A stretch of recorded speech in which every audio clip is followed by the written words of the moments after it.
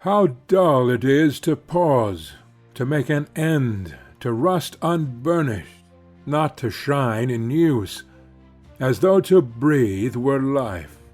Life piled on life were all too little, and of one to me little remains.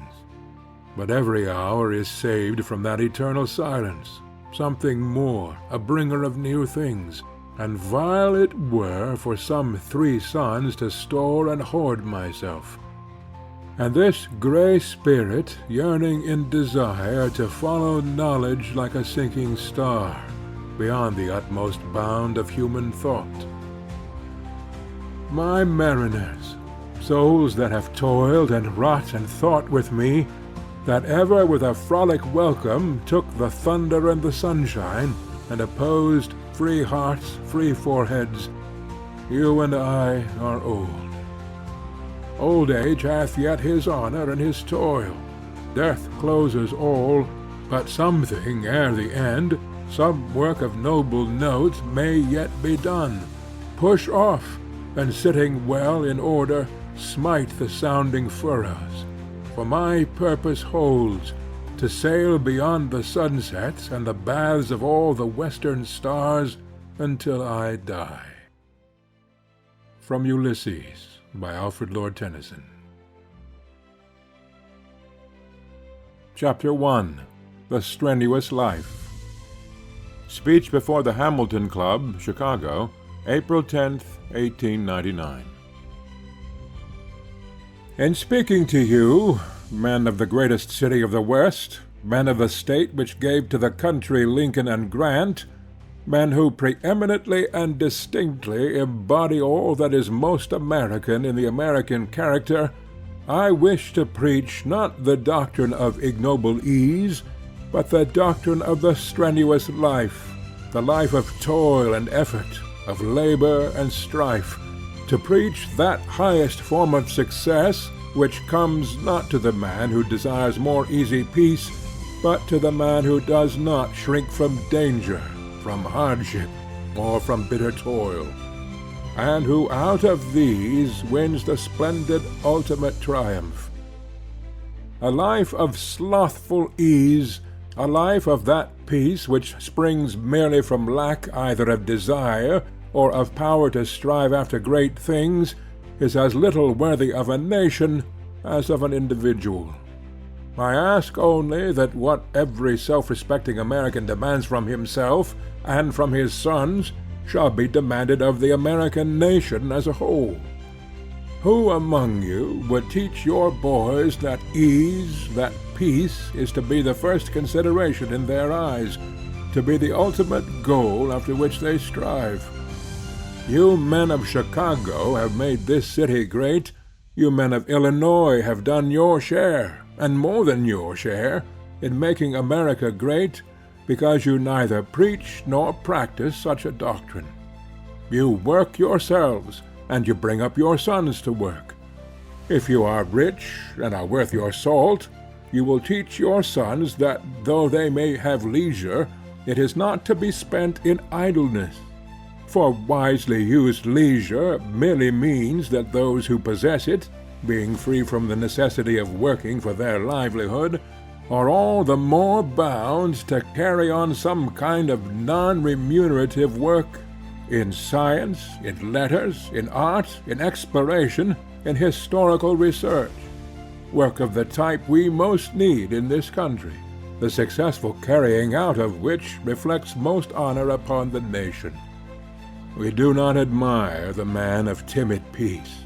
We admire the man who embodies victorious effort, the man who never wrongs his neighbor, who is prompt to help a friend, but who has those virile qualities necessary to win in the stem strife of actual life.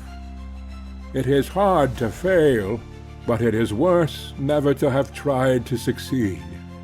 In this life we get nothing save by effort. Freedom from effort in the present merely means that there has been stored up effort in the past. A man can be freed from the necessity of work only by the fact that he or his fathers before him have worked to good purpose. If the freedom thus purchased is used aright, and the man still does actual work, though of a different kind, whether as a writer or a general, whether in the field of politics or in the field of exploration and adventure, he shows he deserves his good fortune. But if he treats this period of freedom from the need of actual labor as a period not of preparation, but of mere enjoyment, even though perhaps not of a vicious enjoyment, he shows that he is simply a cumberer of the earth's surface, and he surely unfits himself to hold his own with his fellows if the need to do so should again arise. A mere life of ease is not in the end a very satisfactory life, and above all, it is a life which ultimately unfits those who follow it for serious work in the world.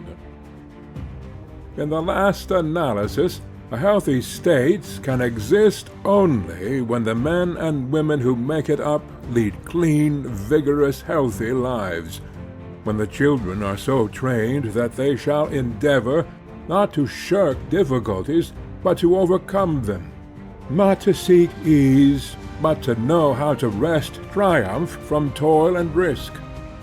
The man must be glad to do a man's work, to dare and endure and to labor, to keep himself and to keep those dependent upon him.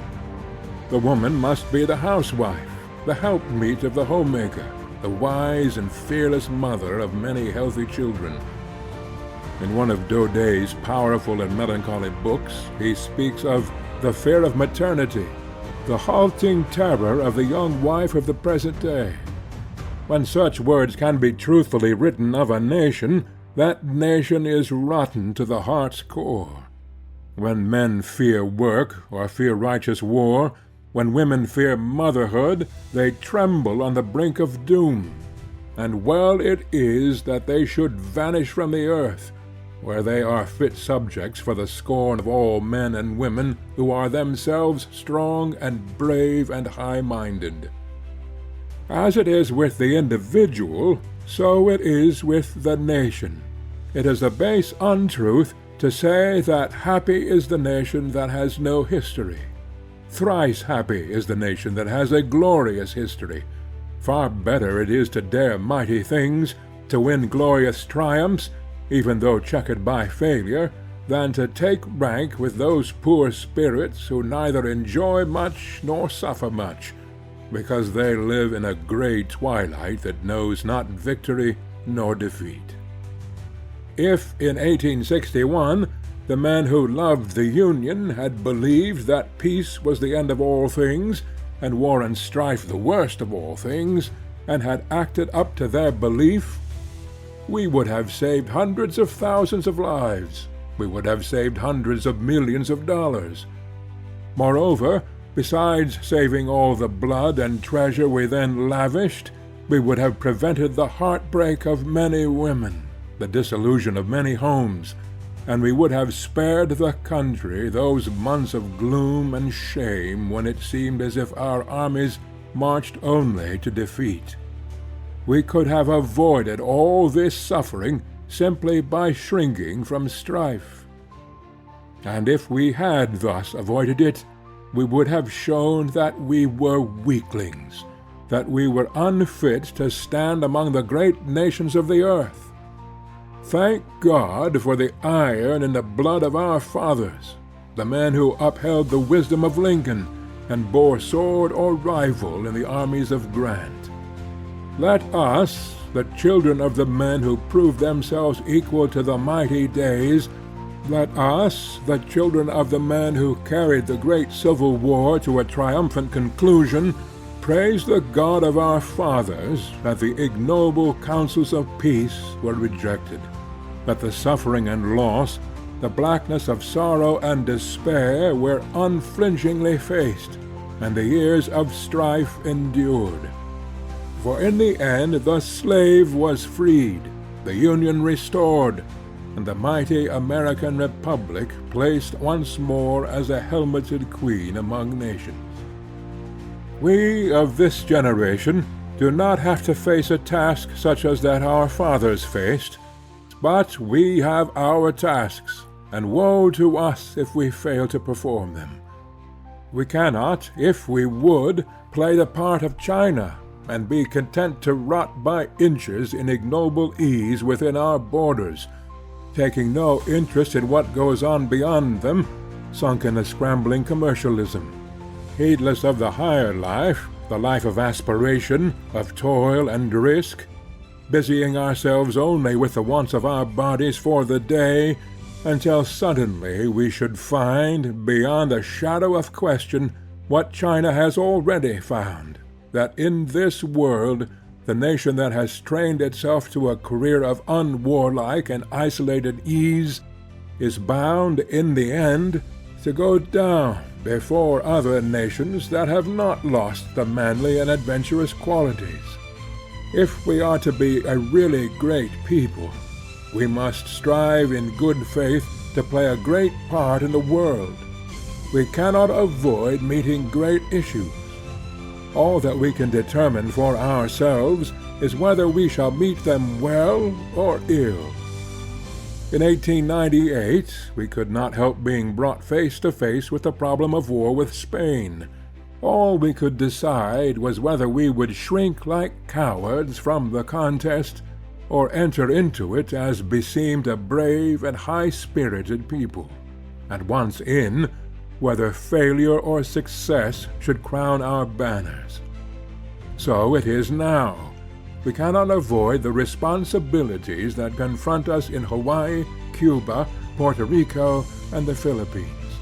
All we can decide is whether we shall meet them in a way that will redound to the national credit, or whether we shall make of our dealings with these new problems a dark and shameful page in our history.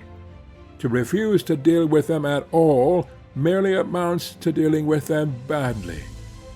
We have a given problem to solve. If we undertake the solution, there is, of course, always danger that we might not solve it aright. But to refuse to undertake the solution simply renders it certain that we cannot possibly solve it aright.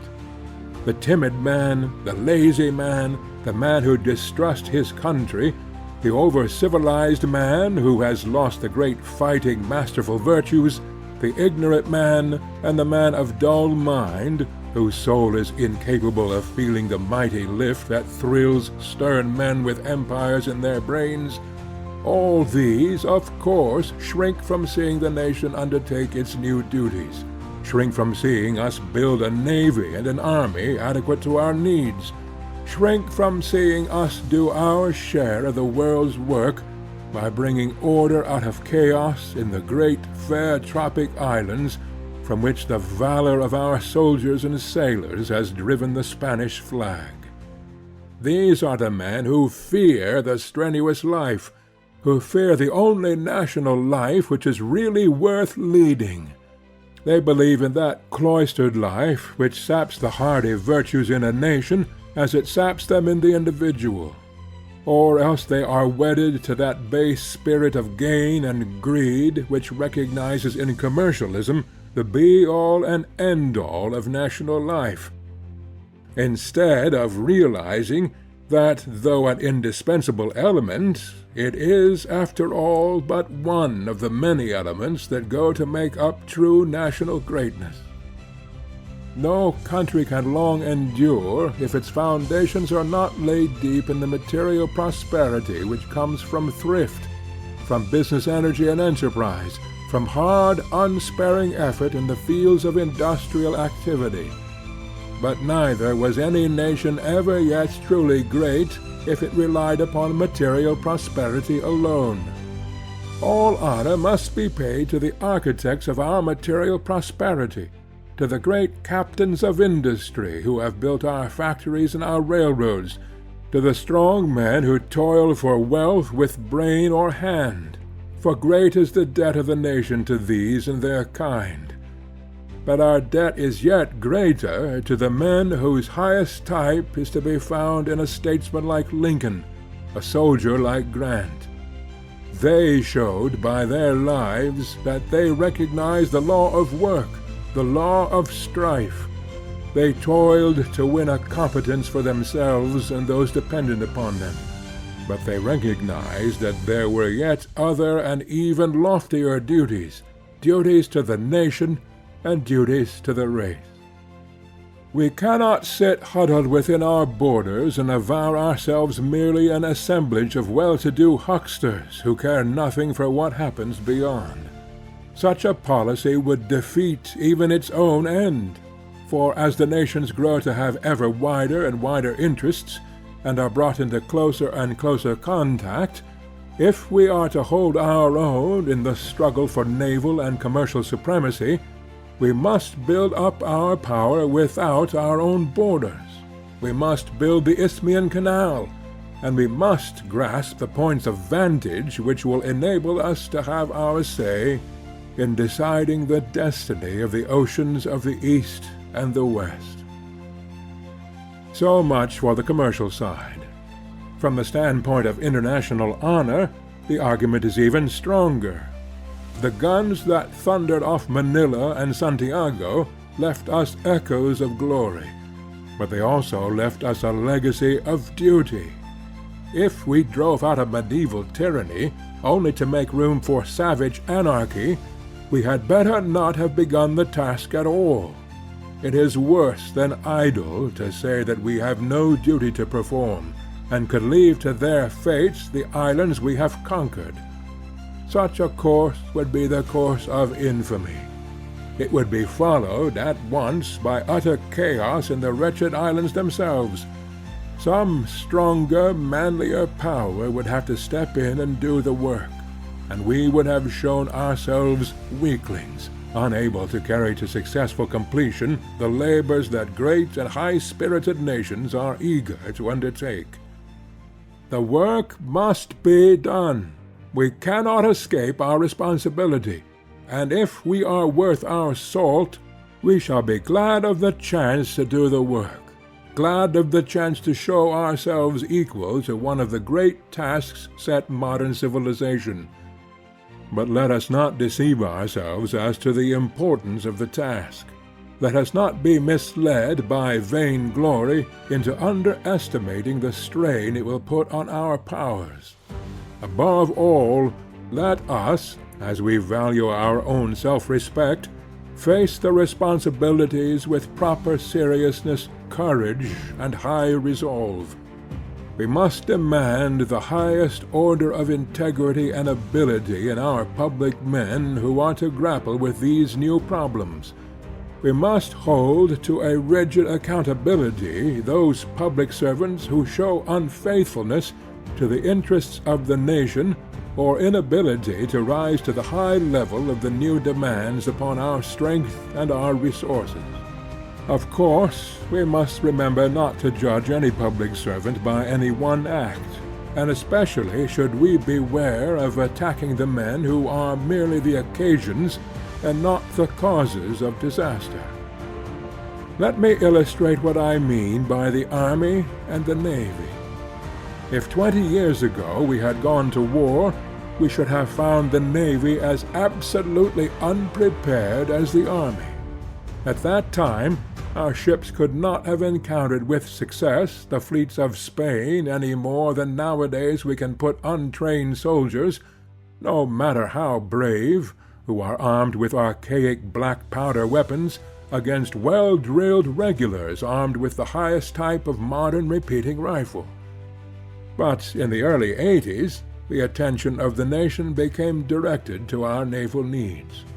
Congress, most wisely, made a series of appropriations to build up a new navy, and under a succession of able and patriotic secretaries of both political parties, the navy was gradually built up, until its material became equal to its splendid personnel, with the result that in the summer of 1898 it leaped to its proper place as one of the most brilliant and formidable fighting navies in the entire world. We rightly pay all honor to the men controlling the Navy at the time it won these great deeds, honor to Secretary Long and Admiral Dewey, to the captains who handled the ships in action, to the daring lieutenant who braved death in the smaller craft, and to the heads of bureaus at Washington who saw that the ships were so commanded, so armed, so equipped, so well engined, as to ensure the best results. But let us keep ever in mind that all of this would not have availed if it had not been for the wisdom of the men who during the preceding 15 years had built up the Navy. Keep in mind the secretaries of the Navy during those years. Keep in mind the senators and congressmen who by their votes gave the money necessary to build and to armor the ships, to construct the great guns, and to train the crews. Remember also those who actually did build the ships, the armor, and the guns. And remember the admirals and captains who handled battleship, cruiser, and torpedo boat on the high seas, alone and in squadrons, developing the seamanship, the gunnery, and the power of acting together, which their successors utilized so gloriously at Manila and off Santiago. And, gentlemen, remember the converse, too. Remember that justice has two sides. Be just to those who built up the Navy, and, for the sake of the future of the country, keep in mind those who opposed its building up. Read the congressional record. Find out the senators and congressmen who opposed the grants for building the new ships, who opposed the purchase of armor, without which the ships were worthless, who opposed any adequate maintenance for the Navy Department, and strove to cut down the number of men necessary to man our fleets. The men who did these things were one and all working to bring disaster on the country. They have no share in the glory of Manila, in the honor of Santiago. They have no cause to feel proud of the valor of our sea captains, or of the renown of our flag. Their motives may or may not have been good, but their acts were heavily fraught with evil. They did ill for the national honor, and we won in spite of their sinister opposition. Now, apply all this to our public men of today. Our army has never been built up as it should be built up. I shall not discuss with an audience like this the puerile suggestion that a nation of 70 millions of free men is in danger of losing its liberties from the existence of an army of 100,000 men, 3/4 of whom will be employed in certain foreign lands, in certain coast fortresses, and on Indian reservations. No man of good sense and stout heart can take such a proposition seriously. If we are such weaklings as the proposition implies, then we are unworthy of freedom in any event. To no body of men in the United States is the country so much indebted as to the splendid officers and enlisted men of the regular army and navy. There is no body from which the country has less to fear, and none of which it should be prouder, none which it should be more anxious to upbuild. Our army needs complete reorganization, not merely enlarging, and the reorganization can only come as the result of legislation. A proper general staff should be established, and the positions of ordnance, commissary, and quartermaster officers should be filled by detail from the line. Above all, an army must be given the chance to exercise in large bodies. Never again should we see, as we saw in the Spanish War, major generals in command of divisions who had never before commanded 3 companies together in the field. Yet, incredible to relate, Congress has shown a queer inability to learn some of the lessons of the war. There were large bodies of men in both branches who opposed the declaration of war, who opposed the ratification of peace, who opposed the upbuilding of the army, and who even opposed the purchase of armor at a reasonable price for the battleships and cruisers, thereby putting an absolute stop to the building of any new fighting ships for the Navy. If during the years to come any disaster should befall our arms, afloat or ashore, and thereby any shame come to the United States, remember that the blame will lie upon the men whose names appear upon the roll calls of Congress on the wrong side of these great questions. On them will lie the burden of any loss of our soldiers and sailors, of any dishonor to the flag, and upon you and the people of this country will lie the blame if you do not repudiate, in no unmistakable way, what these men have done. The blame will not rest upon the untrained commander of untried troops, upon the civil officers of a department the organization of which has been left utterly inadequate, or upon the admiral with an insufficient number of ships, but upon the public men who have so lamentably failed in forethought as to refuse to remedy these evils long in advance, and upon the nation that stands behind those public men. So, at the present hour, no small share of the responsibility for the blood shed in the Philippines, the blood of our brothers, the blood of their wild and ignorant foes, lies at the thresholds of those who so long delayed the adoption of the treaty of peace, of those who by their worse than foolish words deliberately invited a savage people to plunge into a war fraught with sure disaster for them, a war, too, in which our own brave men, who follow the flag, must pay with their blood for the silly mock humanitarianism of the prattlers who sit at home in peace. The army and the navy are the sword and the shield which this nation must carry if she is to do her duty among the nations of the earth, if she is not to stand merely as the China of the Western Hemisphere. Our proper conduct toward the tropic islands we have wrested from Spain is merely the form which our duty has taken at the moment. Of course, we are bound to handle the affairs of our own household well. We must see that there is civic honesty, civic cleanliness, civic good sense in our home administration of city, state, and nation.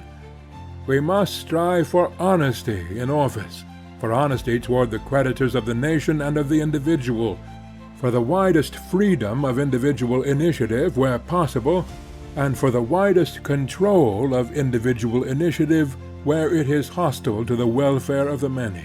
But because we set our own household in order, we are not thereby excused from playing our part in the great affairs of the world. A man's first duty is to his home, but he is not thereby excused from doing his duty to the state. For if he fails in this second duty, it is under the penalty of ceasing to be a free man. In the same way, while a nation's first duty is within its own borders, it is not thereby absolved from facing its duties in the world as a whole, and if it refuses to do so, it merely forfeits its right to struggle for the place among the peoples that shape the destiny of mankind. In the West Indies and the Philippines alike, we are confronted by most difficult problems. It is cowardly to shrink from solving them in the proper way, for solved they must be, if not by us, then by some stronger and more manful race. If we are too weak, too selfish, or too foolish to solve them, some bolder and abler people must undertake the solution. Personally, I am far too firm a believer in the greatness of my country and the power of my countrymen to admit for one moment that we shall ever be driven to the ignoble alternative. The problems are different for the different islands. Puerto Rico is not large enough to stand alone. We must govern it wisely and well, primarily in the interest of its own people. Cuba is, in my judgment, entitled ultimately to settle for itself whether it shall be an independent state or an integral portion of the mightiest of republics. But until order and stable liberty are secured, we must remain in the island to ensure them, and infinite tact, judgment, moderation, and courage must be shown by our military and civil representatives in keeping the island pacified, in relentlessly stamping out brigandage, in protecting all alike, and yet in showing proper recognition to the men who have fought for Cuban liberty. The Philippines offer a yet graver problem. Their population includes half-caste and native Christians, warlike Muslims, and wild pagan. Many of their people are utterly unfit for self-government and show no signs of becoming fit. Others may in time become fit, but at present can only take part in self-government under a wise supervision, at once firm and beneficent. We have driven Spanish tyranny from the islands. If we now let it be replaced by savage anarchy, our work has been for harm and not for good. I have scant patience with those who fear to undertake the task of governing the Philippines, and who openly avow that they do not fear to undertake it, or that they shrink from it because of the expense and trouble. But I have even scanter patience with those who make a pretense of humanitarianism to hide and cover their timidity, and who cant about liberty and the consent of the governed in order to excuse themselves for their unwillingness to play the part of men.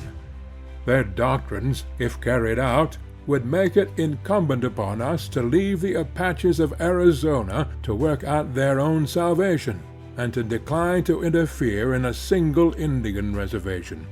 Their doctrines condemn your forefathers and mine for ever having settled in these United States. England's rule of India and Egypt have been of great benefit to England, for it has trained up generations of men accustomed to look at the larger and loftier side of public life.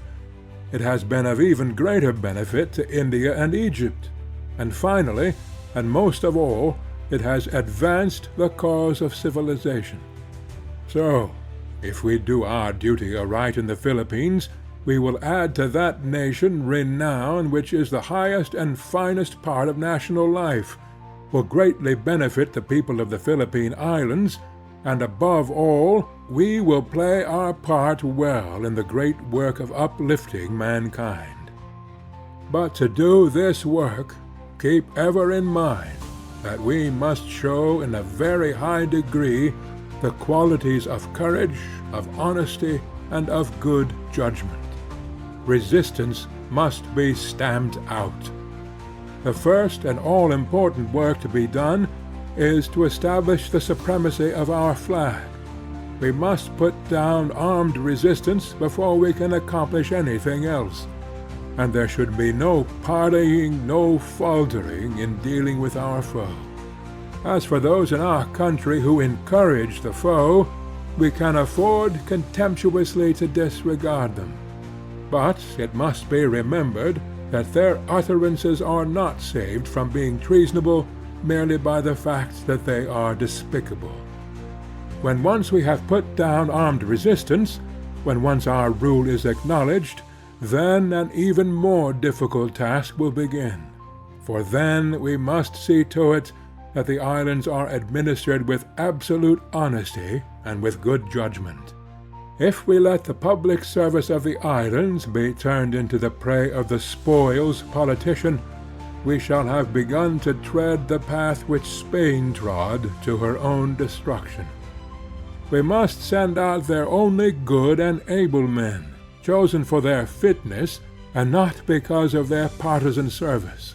And these men must not only administer impartial justice to the natives, and serve their own government with honesty and fidelity, but must show the utmost tact and firmness, remembering that with such people as those with whom we are to deal, weakness is the greatest of crimes, and that next to weakness comes lack of consideration for their principles and prejudices. I preach to you then, my countrymen, that our country calls not for the life of ease, but for the life of strenuous endeavor. The 20th century looms before us big with the fate of many nations, if we stand idly by, if we seek merely swollen slothful ease and ignoble peace, if we shrink from the hard contests where men must win at hazard of their lives and at risk of all they hold dear, then the bolder and stronger peoples will pass us by, and will win for themselves the domination of the world.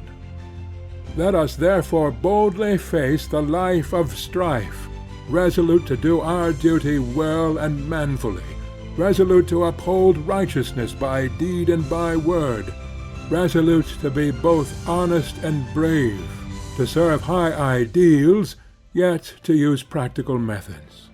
Above all, let us shrink from no strife, moral or physical, within or without the nation, provided we are certain that the strife is justified, for it is only through strife, through hard and dangerous endeavor, that we shall ultimately win the goal of true national greatness. End of chapter 1.